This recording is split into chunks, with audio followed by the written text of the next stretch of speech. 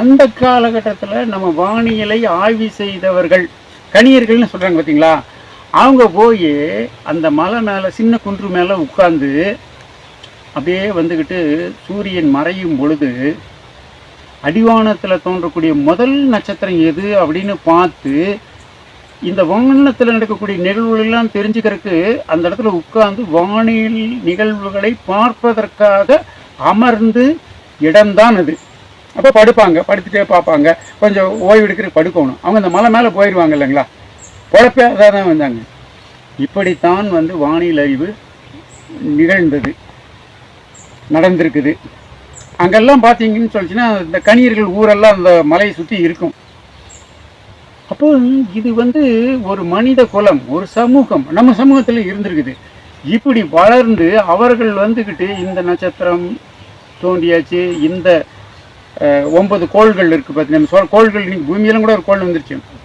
மற்ற கோள்கள் எல்லாம் வரும் பொழுது எல்லாமே இந்த 0 டிகிரின்னு சொல்கிறேன் பார்த்தீங்களாங்க, அதிலிருந்து கணக்கு பண்ணி ஒரு கணக்கு இலை எண்ணும் எழுத்தும் கண்ணத்தகம் என்னென்ப ஏனை எழுத்தென்பன்னு சொன்ன பார்த்தீங்களாங்க.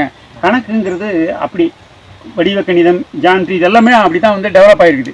கீழே நிலத்துலேயுமே அதை நிறையா செஞ்சுருக்காங்க. அதெல்லாம் நம்ம இப்போ விரிவாக பேசுவதற்கு இடமில்லை, இதெல்லாம் விலைக்கு காட்டணும். ஒரு குச்சியை நட்டு வச்சு அந்த குச்சியினுடைய நடல் சூரியன் விழுகும் பொழுது நேராக மேக் விழுகும், அப்படியே சூரியன் உச்சிக்கு வரும் பொழுது நேராக விழுகும். அப்படி சூரியன் மேக்க போகும் பொழுது இதுக்கு எதிர்ப்புறத்தில் விழுகும். இது ரெண்டையுமே இழுத்தீங்கன்னு சொல்லிச்சுன்னா 180 டிகிரி வந்துடும். இப்போ இந்த 180 டிகிரி 180 டிகிரின்னு சொல்கிறதுங்களா, காலையில் சூரியன் உதித்திலிருந்து சூரியன் மறையிற வரைக்கும் இருக்கக்கூடியது 180 டிகிரி, மிச்சம் 180 இரவில் போயிடுது. அப்போ 0 டிகிரி அப்படி நீங்கள் கணக்கு பண்ணி பாருங்கள். 180 டிகிரிக்கு 12 மணி நேரம்னா 1 மணி நேரத்துக்கு எத்தனை, 1 டிகிரிக்கு எத்தனை நிமிடம் எடுத்துக்குதுன்னு சொல்லிட்டு இதெல்லாம் கணக்கு.